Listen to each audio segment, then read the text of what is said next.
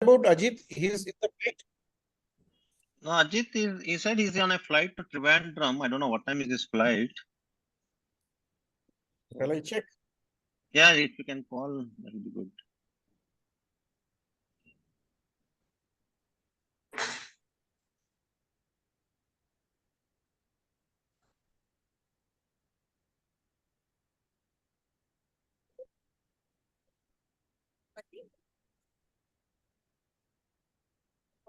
Ajit bhai, please join.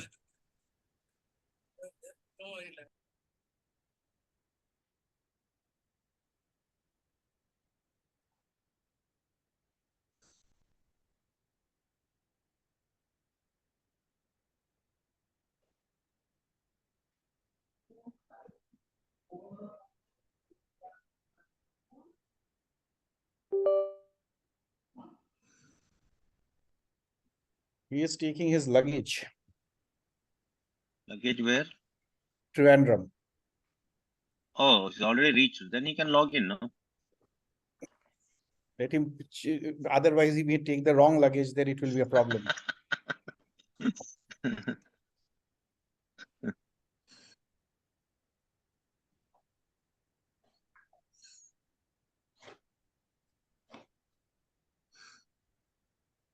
Is it 7 already? 7-2. 7-2.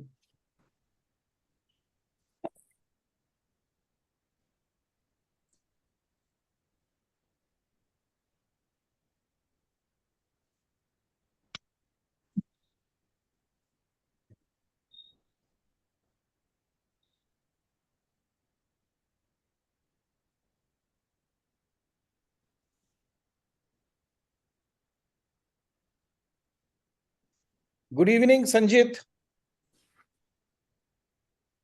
You're muted.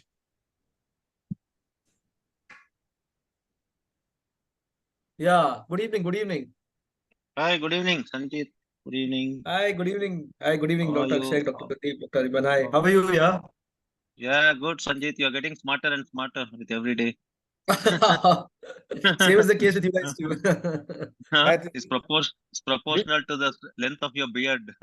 That is the benefit of nutrition.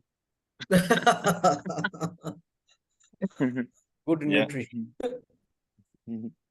Anirban, you sing so well, yeah? Huh? Me? Who You told? sing so well. Who told? Someone I see you on Facebook singing. Acha, I have to check. Since you Huh? are What I have to check? no, you said that it's good, so that I'll have to recheck to confirm. Acha, you let me know if you think for your, when is your inauguration? On 24th? Inauguration. 24th evening. But you know what? We are having a little issue. I spoke to the EC about that. This can backfire because NMC regulations के खिलाफ हम लोग काम कर रहे हैं. No, I mean, now the regulations are under the back seat. Anyways, But we I have have some other work with you. I'll talk to you later about it. I have some other work. Yeah. So let us start then. Pradeep, we are ready? Yes, Vinay, can we start off? Vinay? Yes, sir. Yeah, we can start off. Countdown. Countdown start.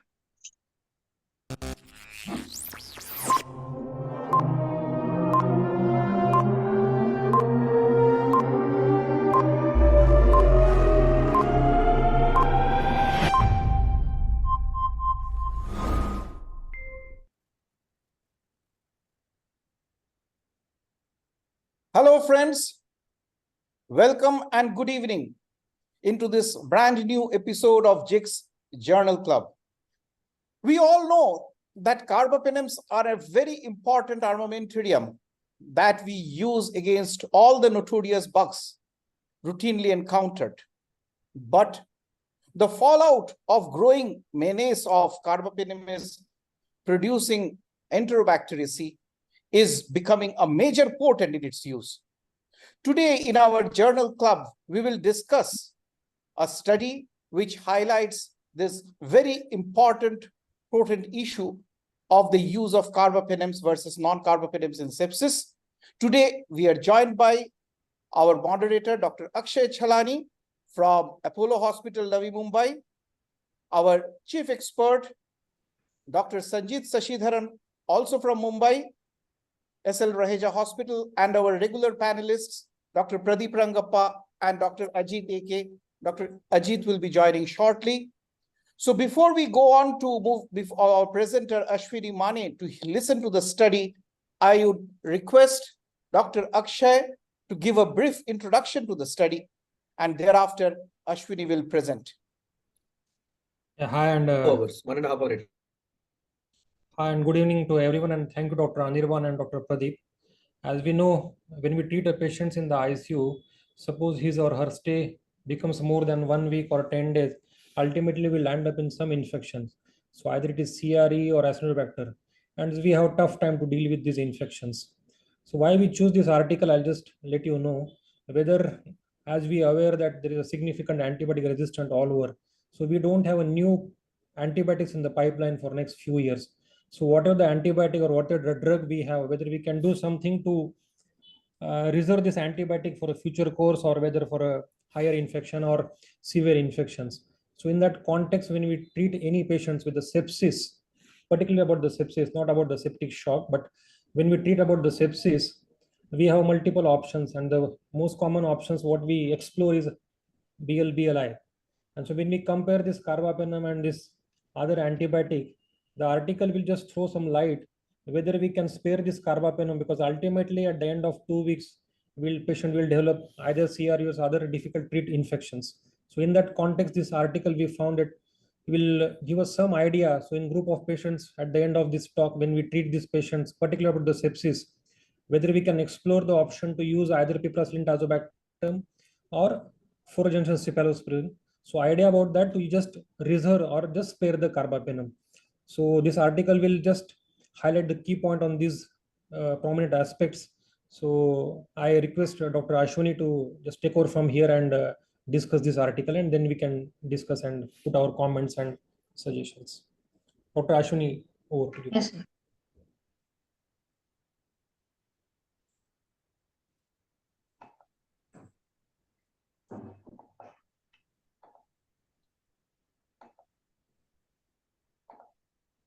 Yes, good evening, everyone.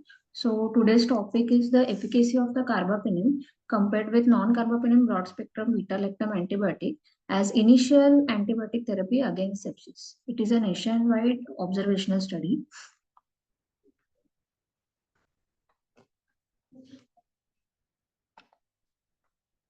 So sepsis is defined as a life-threatening dysfunction caused by dysregulated host response to the infectious agent. Surviving sepsis campaign guideline recommended empirical broad spectrum therapy to cover all likely pathogens as well as possible after sepsis is recognized. So broad spectrum beta lactam antibiotics are commonly used as empirical therapy for sepsis. Among them, carbapenem offer an exceptionally broad spectrum of antibiotic activity.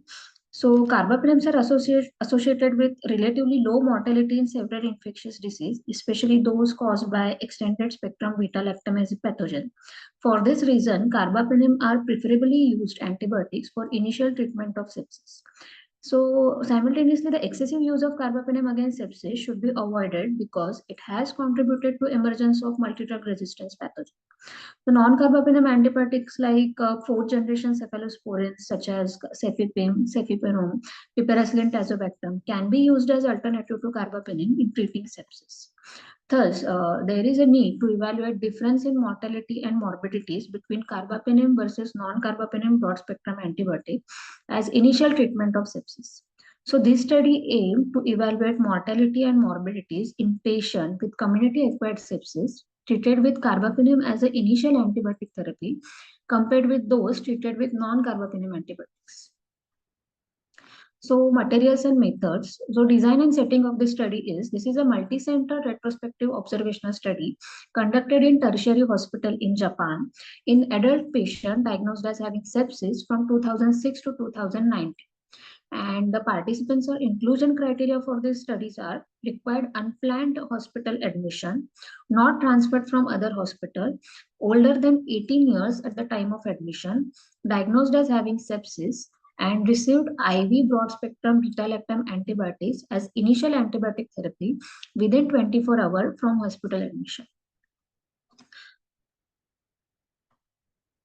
Exclusion criteria: patient who died within 24 hours after admission and concomitantly received carbapenem and other broad-spectrum beta-lactam. Data from second and subsequent hospitalization of the patient who were hospitalized multiple times during study period and used only data from first hospitalization. So we divided study patient into two following groups. Patient who received carbapenem as initial treatment are under carbapenem group, and patient who received non-carbapenem antibiotic as a broad spectrum antibiotic, that is fourth generation cephalosporin or piperacillin tazobactam as initial treatment, they are into non-carbapenem. To evaluate the effect of antibiotic as the initial treatment of sepsis in patient whose antibiotics were switched from non-carbapenem beta-lactam to carbapenem were categorized as non-carbapenem group, and patient whose antibiotics were switched from carbapenem to non-carbapenem beta-lactam were categorized into carbapenem. So switching from non-carbapenem to carbapenem was regarded as escalation, and switching from carbapenem to non-carbapenem was regarded as de-escalation. So following data were collected like age, sex, height, weight, Charlson comorbidity index, site of infection, use of catecholamines, use of mechanical ventilation, and laboratory test. The renal, hepatic, and coagulation subscore of subsequential organ failure assessment were calculated based on creatinine level, total bilirubin level, and platelet counts. So primary outcomes were all-cause mortality in hospital.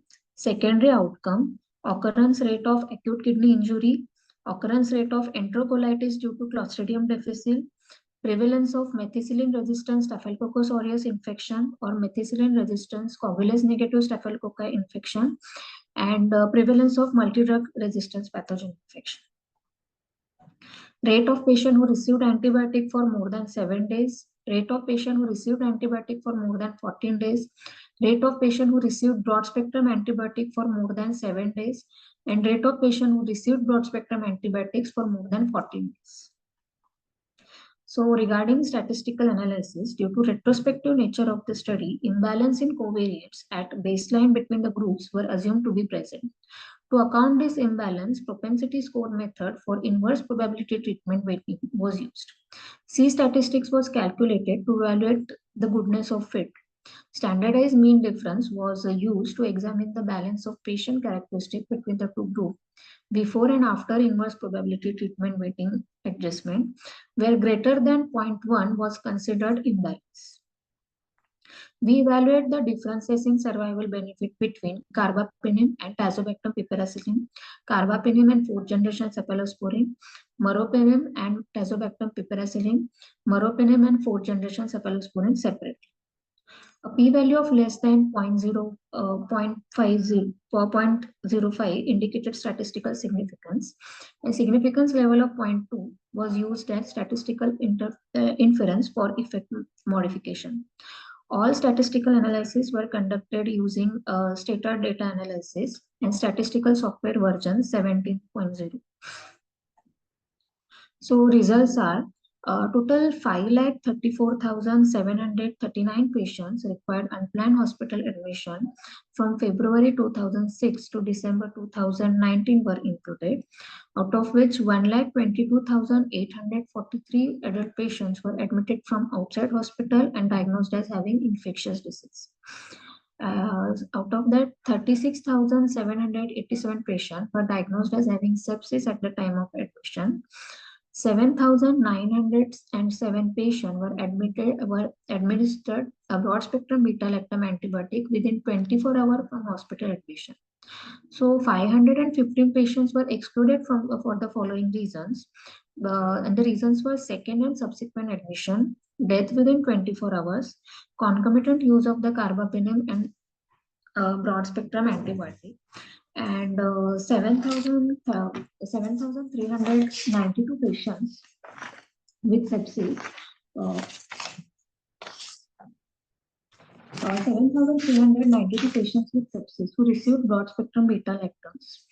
Then they have divided into two, like 3,547 patients received carbapenem and 3,845 patients received fourth generation cephalosporin and piperacillin tazobactam. That comes in non-carbapenem. So the effect of carbapenem therapy on survival, there were no significant difference in mortality between the carbapenem and non-carbapenem. The association between the carbapenem therapy and secondary outcomes, the adjusted risk of MRSA, methicillin resistance, coagulase negative infection, methicillin resistance, coagulase negative infection was significantly higher in carbapenem group. The adjusted risk of acute kidney injury, enterocolitis due to Clostridium difficile, MRSA and MRCNS infection were not different between the groups. The rate of patients who received antibiotic for more than 7 days and 14 days were significantly higher in carbapenem. So the discussion was initial use of carbapenem was not associated with significantly lower mortality overall in patients with sepsis. A survival benefit associated with carbapenem was observed in patients with septic shock in ICU or with mechanical ventilation. Carbapenem therapy was associated with higher risk of MRSA and MRCNS infection and longer use of antibiotics. Then the difference between carbapenem and non-carbapenem, the carbapenem possesses wider antibacterial spectrum compared with non-carbapenem broad spectrum agent. The efficacy of non-carbapenem agent is considered to be inferior to the carbapenem against the drug-resistant pathogens such as MC, beta-lactamase producing pathogens and ESBL producing enterobacteria.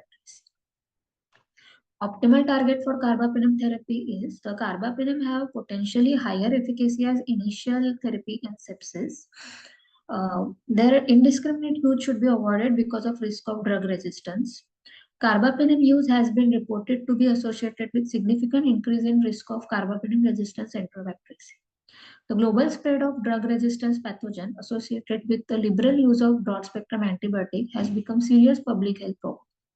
This study showed that the use of carbapenem as an initial therapy was associated with significant increase in rate of prolonged use of antibiotic. Therefore, the decision to use carbapenem should be carefully considered. Maximum survival benefit is seen in severely ill patient, for example, patient on mechanical ventilation and with presence of shock. So the strength of this study, there is little evidence of efficacy of carbapenem as an initial choice of antibiotic therapy against sepsis. Therefore, this study provides novel insight into initial empirical antibiotic therapy when causative pathogens are not usually identified.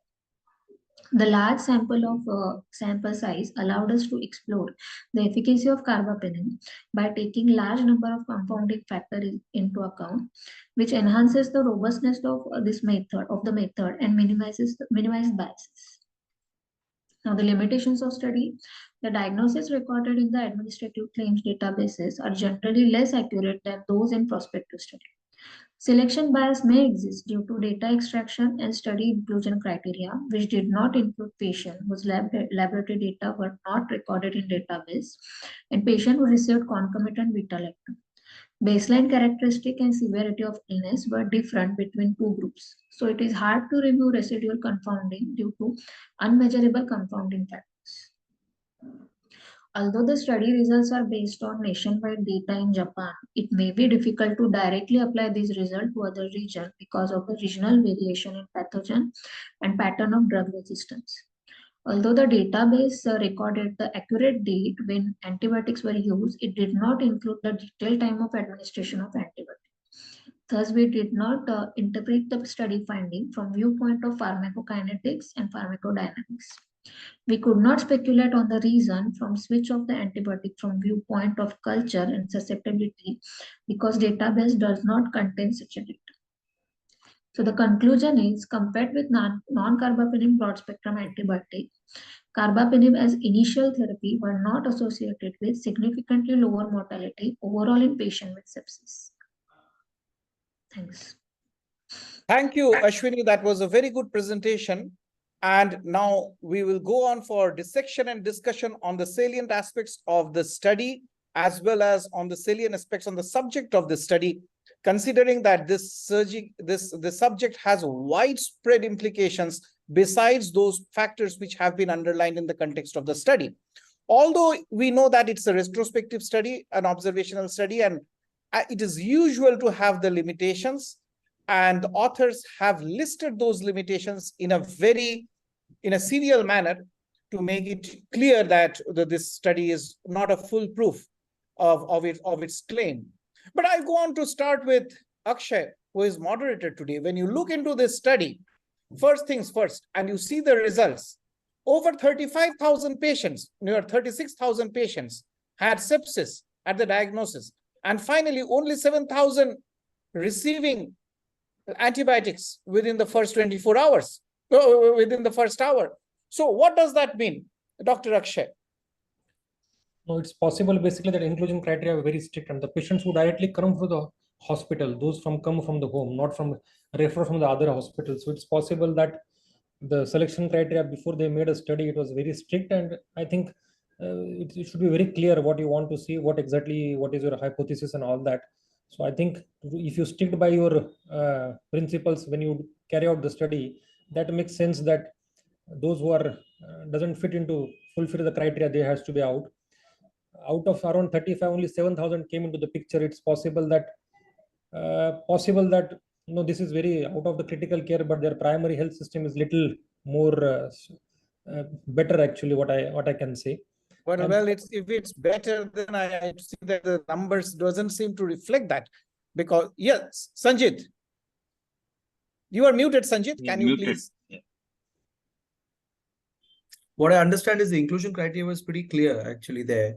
And it basically said that, all patients with sepsis by ICD code 10 is the one that they're going to include over here. But the real point in Japan is the fact that they really don't prescribe antibiotics very quickly. All the Far Eastern countries don't prescribe immediate antibiotics. In fact, they prescribe immediate antibiotics only when there is shock or neutropenic sepsis. That's why you see a very, very few number of patients actually receiving antibiotics over there. And that's the reason that even for a retrospective study, they had to actually take 35,000 odd patients. They will not get the patients like the same thing, same observational data. If you were to take in a country like India, you might probably get out of 35,000, maybe 25,000 would be recruited in India. But that is not the scene that is in German countries, in European countries, or in for that matter in Japan. It's very strict there. So that brings me to the second important question, that this is primarily looking at the community-acquired sepsis. Pradeep, I go on to you to that. And when you consider hospital-acquired sepsis as against community-acquired sepsis, you know that hospital-acquired sepsis has a more gram-resistant infections. They carry a greater mortality. Now, if you approach the crux of the material that you absorb from such studies and apply it to hospital-acquired sepsis, are you going to commit a major mistake, or rather a blunder, I should ask? I think, Anirban, I allude to what Sanjit has said, and even to what Akshay has said. So this study had a good inclusion and exclusion criteria, and I think they're very clearly defined, and possibly they've adhered to those criteria. Because if you look at exclusion, so right now, the type of patients we tend to see with sepsis, I think largely we all agree, there are repeated admissions with healthcare associated infections who are coming to dialysis, who have a lot of comorbids, who have oncology, and who are coming to hospital repeatedly. And that group, possibly they've excluded because the subsequent admissions is what they've excluded. So considering Japan, where the age of the population would be on a higher side, I would have imagined that subsequent admissions you exclude from the study, which means you're taking a fresh patient coming from the community. So that will be far less, isn't it? When you look at a very pristine sort of a patient coming first time to hospital with sepsis. So possibly that is also one of the reasons that is added on to dilution of the inclusion is what I can make out. That's fine. That's fair enough. That we can understand that, because of if you adhere strictly to the inclusion criteria, you will definitely won't have the kind of numbers that you would have if you are not strictly adhering to. But important. And Anirban, just to add, even in inclusion criteria, as Sanjit has already said, administration of antibiotics within 24 hours. It is actually not easy to have someone get antibiotics, because even if you look at all the landmark studies, there is a significant delay in administration. So I think these are the two possible reasons which Fair enough. which we could Administrative delays, yes. Yes, Akshay. What we need to understand, basically, whatever Dr. Pradeep had said, basically the patient here, what we are discussing with the community acquired sepsis, it doesn't mean that the severe infection is resistant infection. What we need to see that, suppose you see a community acquired patient come with the sepsis, we don't jump to piperacillin tazobactam, because we assume that if the bug is from the community, by and large, even if the severe infection is there, he might or she might be sensitive to the ceftriaxone, Absolutely. sensitive to Absolutely. augmentin. So what we need to understand that little difference between its community acquired infection probably in Japan, in India, actually. That is it. So as he has said, Akshay has said, I go on to Sanjit for that matter.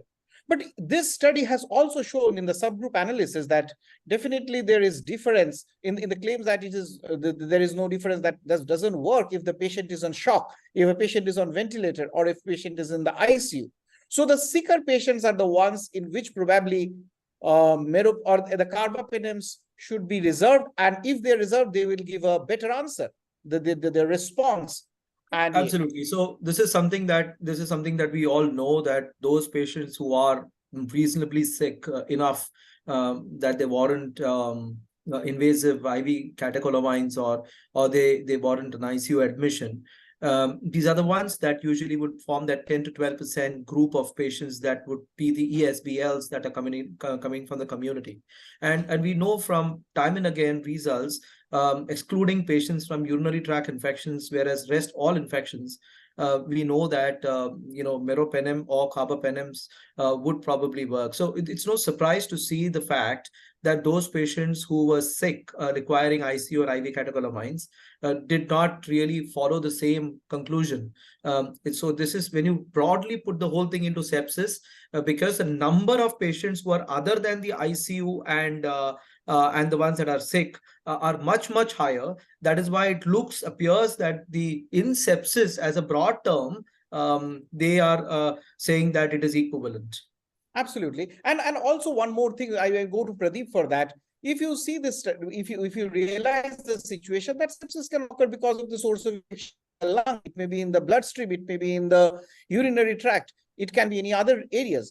And the sensitivity pattern and the severity of infections and as you had seen with one well-known study, which was the Merino study, MERINO, as far as I remember, which compared prospective RCT, which compared meropenem against piptaz, and found that they were not inferior, than that was for the bloodstream infections.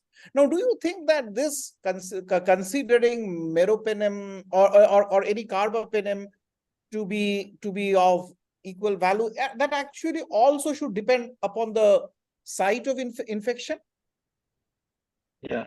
So, Anirban, so I think there are huge issues when we try to extrapolate these results of this study to our subcontinent. That is my primary sort of an observation, because our country is fairly heterogeneous and our antibiograms are very, very distinctly different.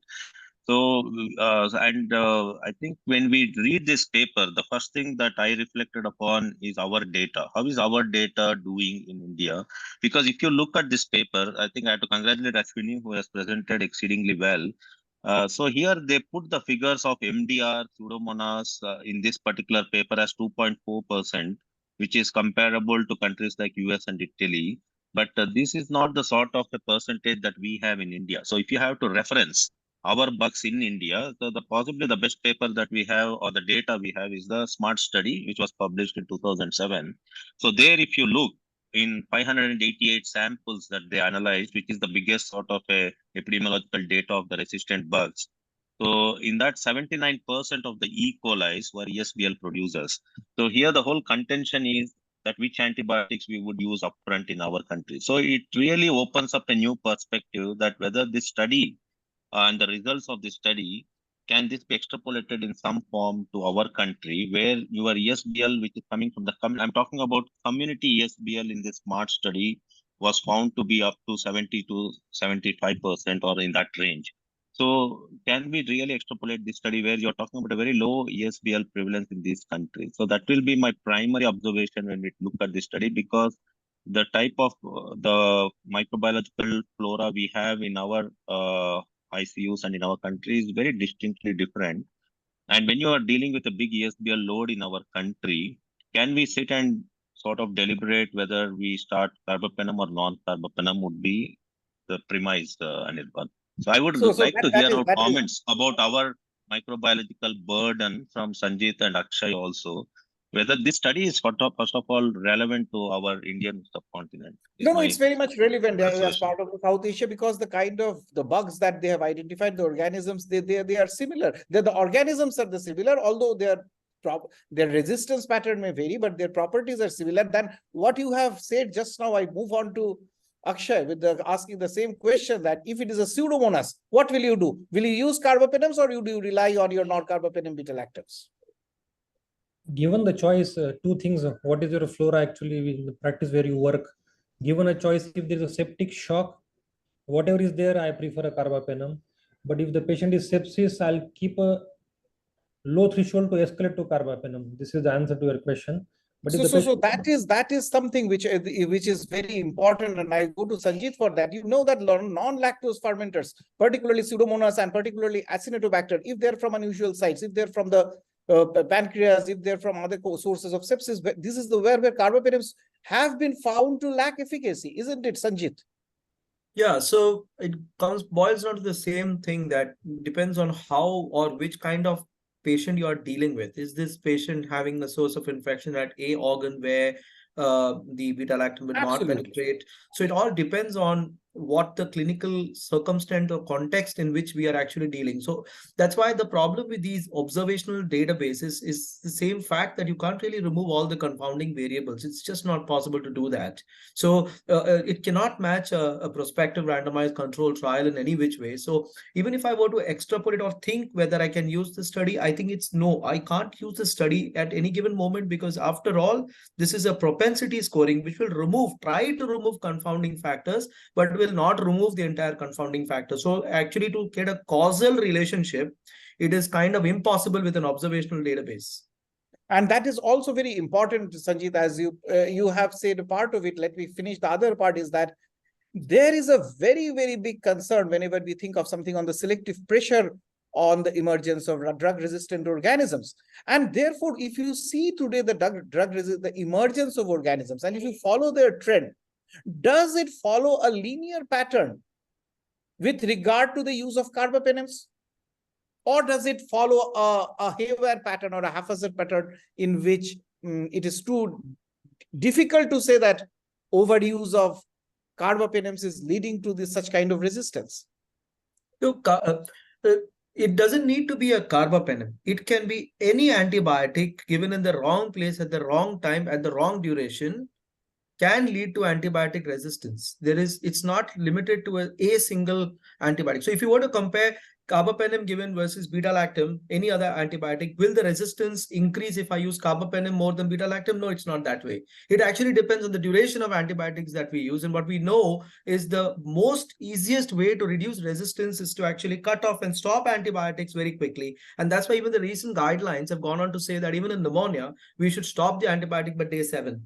So stopping antibiotics seems to be more relevant than the actual antibiotic that is there, because there is no data to say that a single antibiotic will have more resistance as compared to B antibiotic. We don't have any doubt to what you have said, but I want to ask Akshay one thing, that since we considered first 3 days to be very crucial, out of whatever 7 days or 5 days, or that may be important because that time.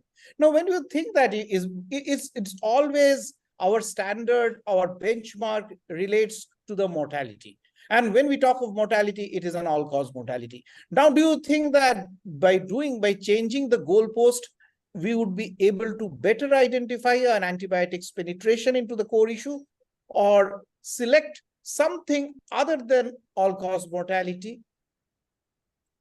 No, ultimately, suppose you ask me at the end of the day, we are really worried about only two things. One is mortality, and second is, in addition to that, the other things like cost, the length of the ICU stay, the morbidity, morbidity and all that. But coming to the point, whenever we make a study or whenever we want at the end of the day, the patient has to go to the ICU, how early he has to survive. We are less worried about the cost and all that. Though the primary factor is the death, I think everything will revolve around the outcome, and that is primarily actually death. Regarding the antibiotic, as early as possible, initially thought that you hit hard and you then de-escalate, but now the studies are that it's not always necessary to hit the hard actually. So you should have a scientific knowledge, and accordingly then you just take a call which antibiotic, when, as rightly said, cut down the as early as possible, 7 days, 10 days, except some osteomyelitis or brain abscess or other endocarditis. So I move on to Pradeep. Pradeep, Anirban, just a comment to allude to what Sanjit and Akshay have resonated. In this particular study, just confining to the results of this study, which Sanjit has rightly said, so this study, surprisingly, they have found that the carbapenem usage more than 7 days was more in the carbapenem group, and even more than 14 days, they used for 21.8% of the patients here got more than 14 days.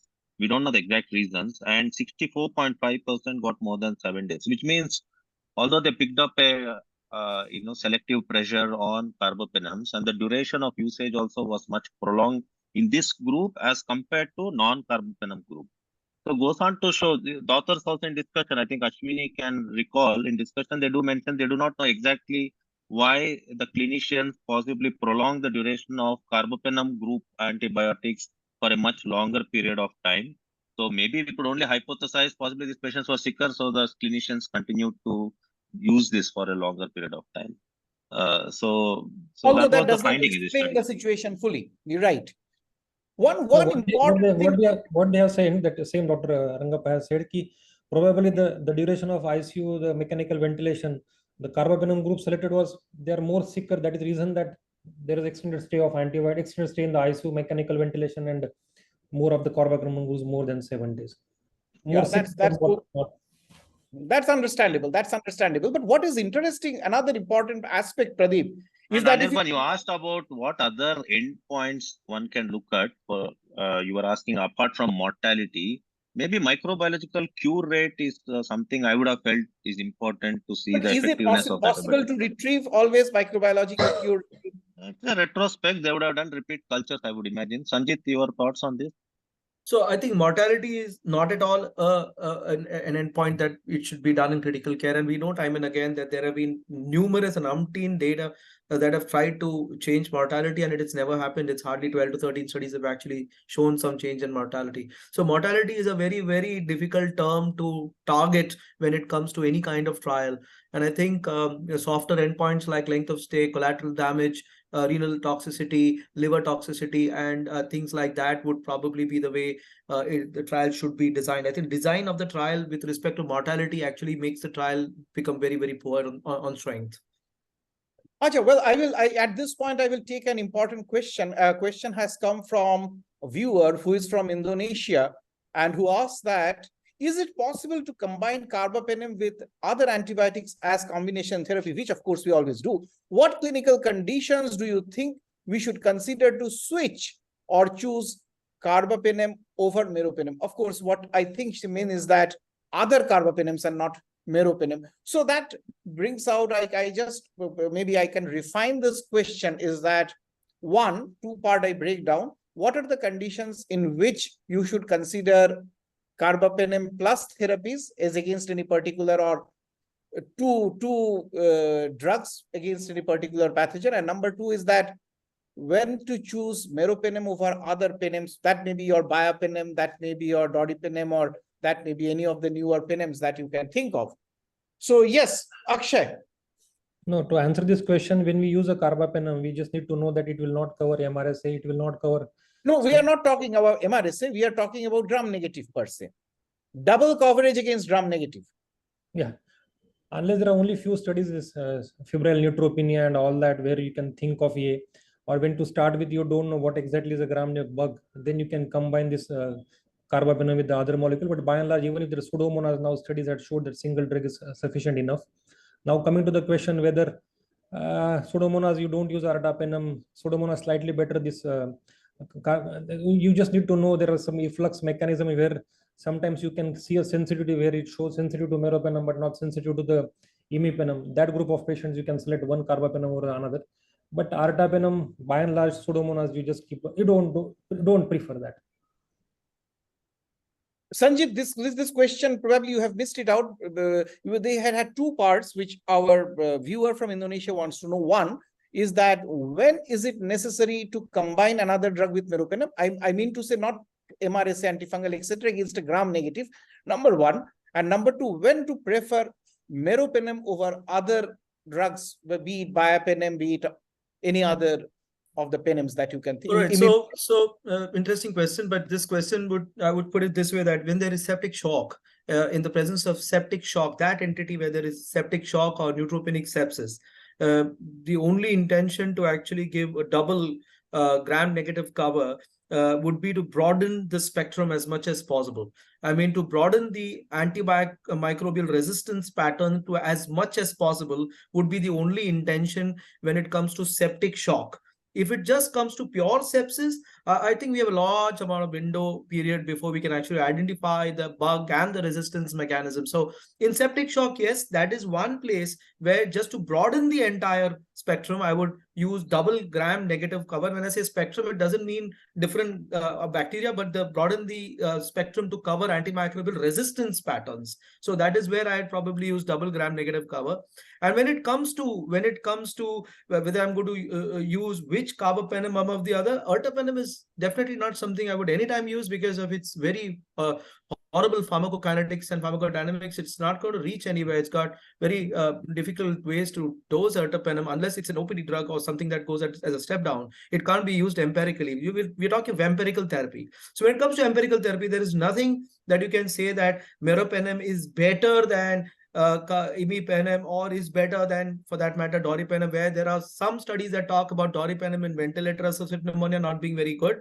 But otherwise, there's not much to seek between these carbapenems. Sanjit, in these regards, I think it is not good. It's not much. You can't much gain looking into studies. Rather, it's your own antimicrobial flora that you are routinely getting will give you the perfect guidance. But saying that, I want to write you about your experience or your preferences of how, because would you rate BiaPenM, considering that some hospitals are using it very extensively and it has replaced meropenem for certain indications. So I've got a very, very small number of patients, close to around 42 patients only, where I've used BiaPenM. So I wouldn't be a right person to actually talk whether this is really working, because I'm also in my testing period. I think Dr. Pradeep and Dr. Akshay would be able to help me on that. No, I'm on learning curve for BiaPenM. I don't know it. Okay. So anyways, moving on to the next question. Another important and interesting find the study has found is that although the complications seem to be similar in terms of their p-values, but if you look into the odds ratio, everything favors the non-carbapen lactams except the acute kidney injury. What might be the reason? Because I think the odds ratio was 0.7, although it may not be that big a odds ratio, but still it favors. So what might be the reason that carbapenem receiving patients are somewhat protected against kidney injuries? Is there any reason to think? Yes, Dr. Pradeep. I don't particularly, because I was just looking at all the endpoints. I don't think nothing was statistically significant in any of those. Absolutely. I told you about the odds ratios. Yeah. Only with regards to the secondary endpoints, I think patients who are in ICU and for other sites of infection, carbapenem seemed to have fared better with regards to significance. Otherwise, there was no great significance even with regards to odds ratio or confidence interval with regards to AKI between these two groups, because there was no difference, honestly. So I'm not sure whether you are trying to point out to whether there Sanjit. was leaning towards more AKI, but there was no statistical significance. Yeah. So in fact, I completely, if I were to actually include a few more endpoints which they are not picking from their computer, one thing is super infections. They haven't picked up super infections at all in any of that. Whatever I saw just now, there weren't super infections there. When you say super fungal super infections and things like that, I didn't see it over there. Now, once we add, see what happens with the propensity scoring is, if you don't add all those confounding variables inside, it will give you that data which you have added inside. So they haven't added super infections. They really haven't gone and added length of stay and things like that on this. So if you were to add maybe length of stay, maybe if you were to add super infections, maybe if you were to add secondary infections over and above what they are talking about, maybe at that time it might tell us a different story. So this story is based on what they have added inside, and they have not added these things inside, I feel. So that's why I feel this data is good, but it's not great to prove a causal conclusion toward the analysis. Yes, Akshay.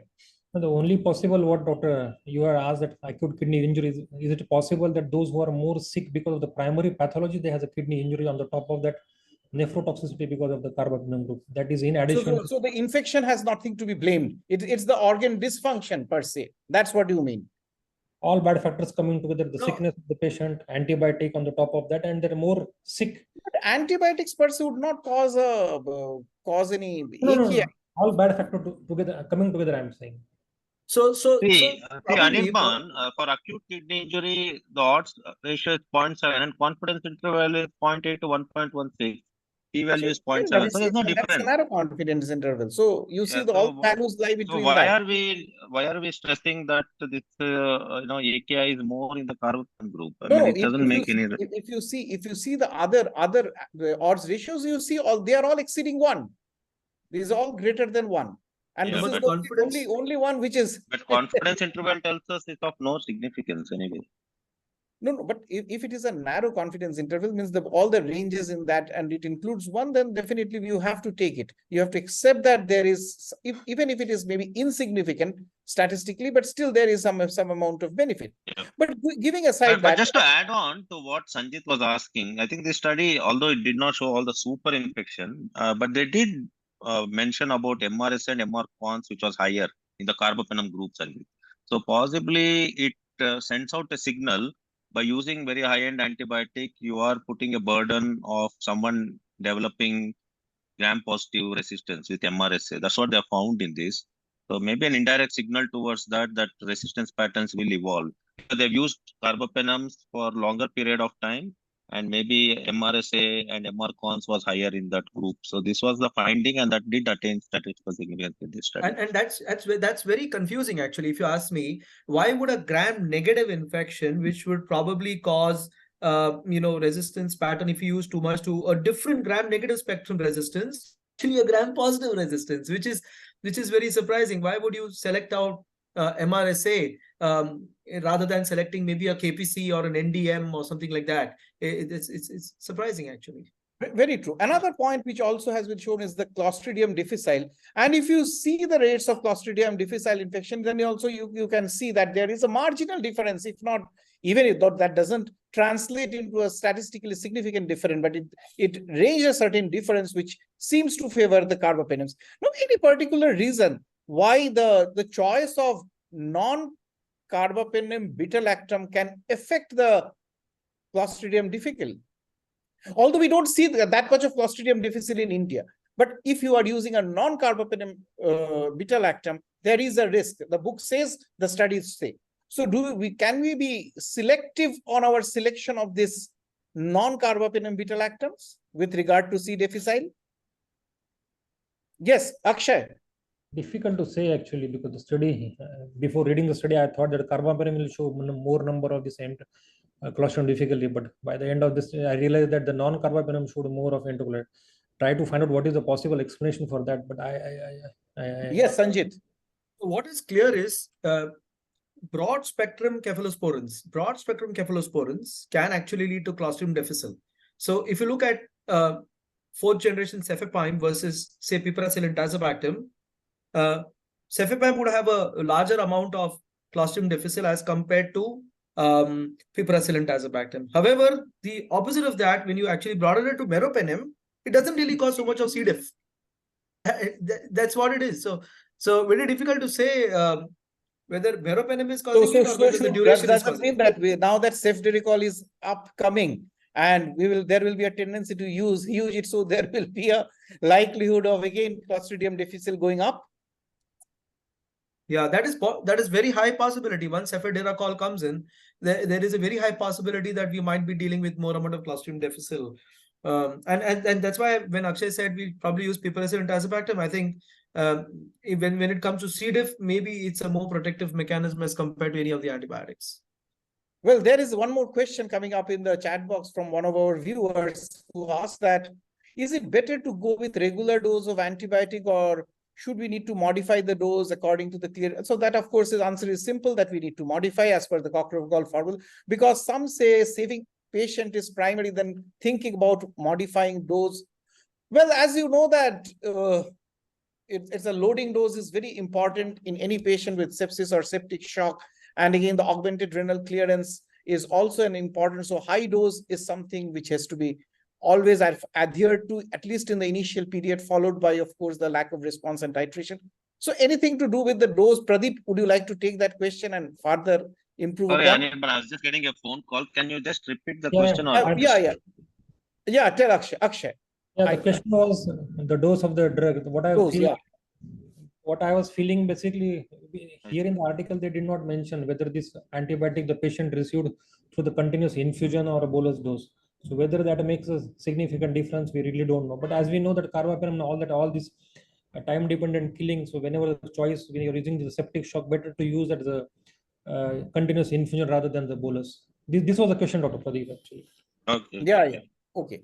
Fine. I move on to Pradeep now on this important question, that when we see this kind of a study, and we also know that fungal sepsis is rising, and also anaerobic organisms are not covered by the beta-lactams, except, of course, meropenem. Meropenem covers all the anaerobes except Bacteroides fragilis, which is not covered by. So do you think that still there is an edge, or we stand safer if we use carbapenems whenever in doubt?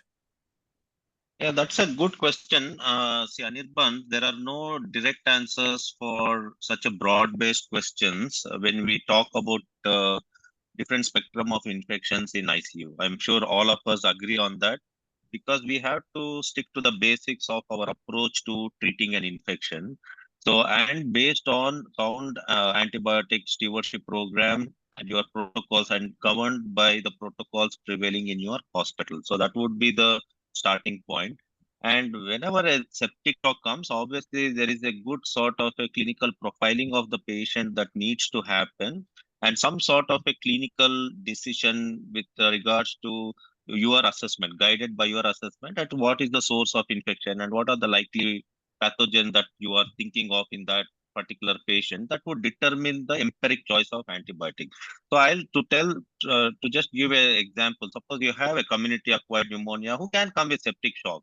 Well, I wouldn't start carbapenem upfront, because that would be really, not keeping the quintessence of, the evidence-based practice. So obviously your choice would be still simple community acquired cover with the choice of antibodies, which is it may be piperacillin, it can be simple ceftriaxone or azithromycin, so on and so forth.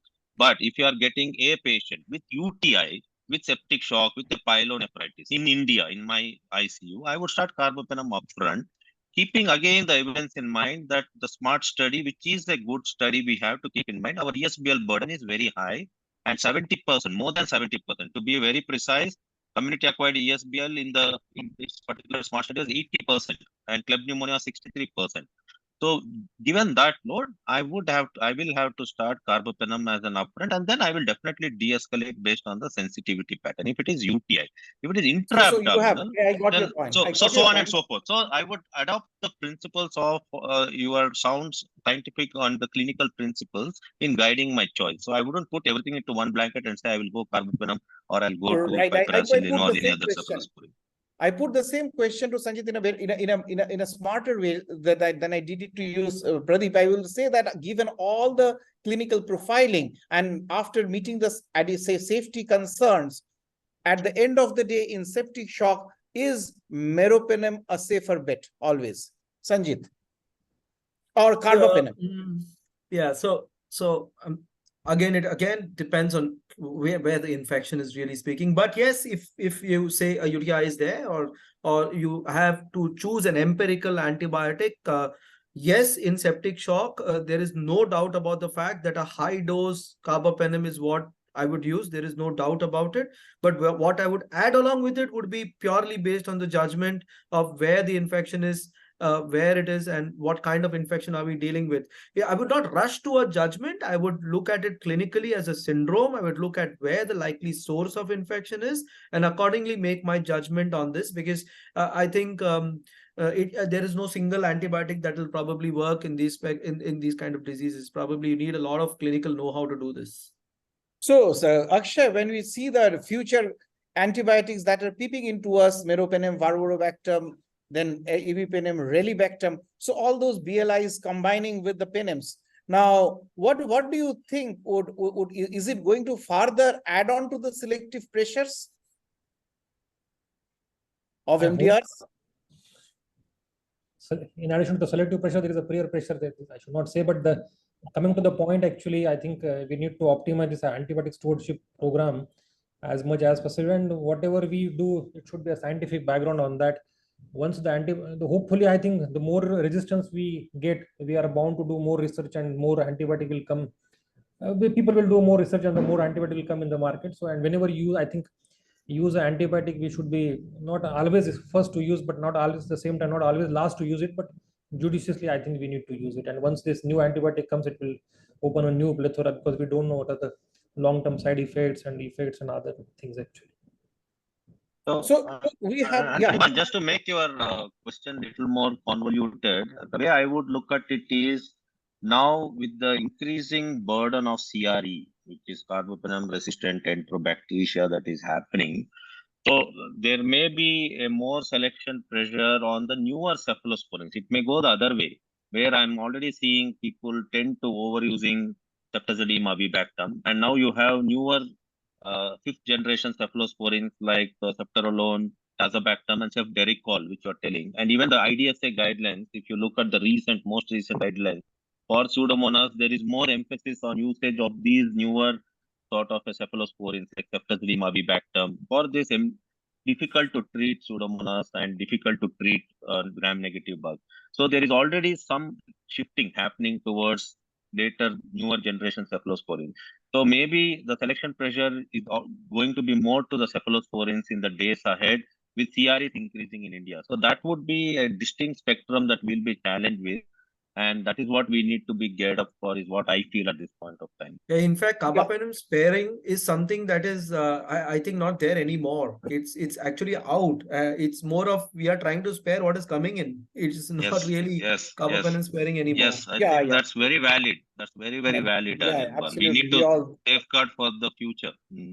Yeah, so we were already running short of time. There is one question coming from the audience. I will take that, and after that, I will move on to the last question, which would be common to all the experts.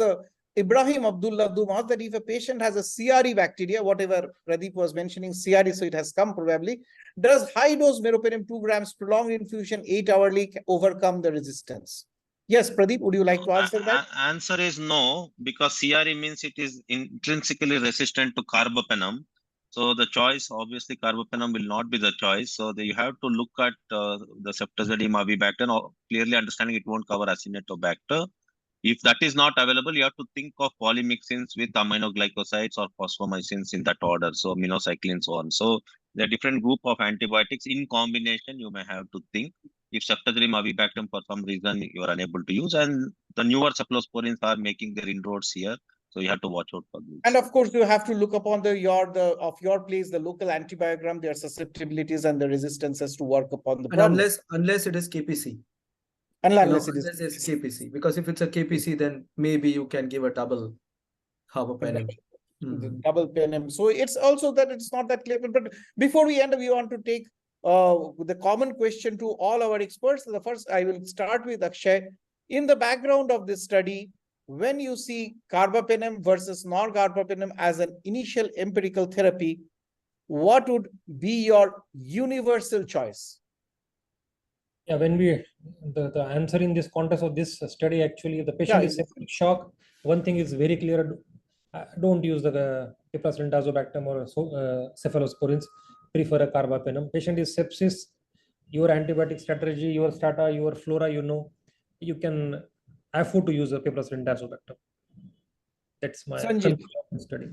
So from this study, I would not take a causal relationship in my opinion. I would still do what I'm doing now. Looking at the study, what I can only say is that if the patient is less sick, I have the time to use a beta-lactam antibiotic. But if the patient is more sick, there is no time to use a beta-lactam antibiotic. You need to use a carbapenem, a higher antibiotic, beta-lactam, but a higher carbapenem basically. Pradeep. Yeah, I'll stick to the context of this study, Anirban. As this study clearly tells, possibly in sicker patients, I think I allude to what Akshay and Sanjit say, in sicker patients and keeping the merit of this particular study, someone with septic shock who is in ICU. This study, in fact, says in ICU, survival benefit was more with carbapenem. So in ICU, severe septic shock and who's on a ventilator, obviously the choice will be carbapenem. And then you would rationalize based on sensitivity. So you wouldn't want to think of third generation cephalosporins and so on and so forth. So we deal with sickest of the patients. So the choice would be carbapenem. And in India, for intra-abdominal UTIs, so on and so forth, always the ESBL load is very high. So we need to keep that in mind. And carbapenems have been conclusively found to be superior in when we're dealing with ESBL infections. So carbapenem would be the choice for us. And then de-escalate based on the sensitivity would be my take. Friends, although this study has found that the empiric use of carbapenems in sepsis or in septic shock patients does not lower the mortality, a different take is possible in different scenarios under different situations. Whatever has been the experience seems to have favored carbapenems for a wide variety of infections. But yes, the growing menace of carbapenem resistant enterobacteriaceae is a big concern. And today, tomorrow, or the day after tomorrow, this blast may be well felt all across the country in different proportions. Till we come back on the fourth Friday again with some new study. Anirban, you can end it with 3 Ds of antibiotics. So right dose, right duration, and de-escalation should be the mantra. Whatever antibiotic we use, these 3 should be the mantra. If any other mantra Sanjit or Akshay would want to add, they can add to these 3 Ds. So till we are back with a new study for all of us from GICS Journal Review. Shubharatri, Shabar Khayat. Good night. Thank you. Thank you, Akshay. Thank you, Sanjit. Thank you. Bye-bye. Anirban. Thank you, Ashwini. Have a great weekend. Bye-bye. Same to you.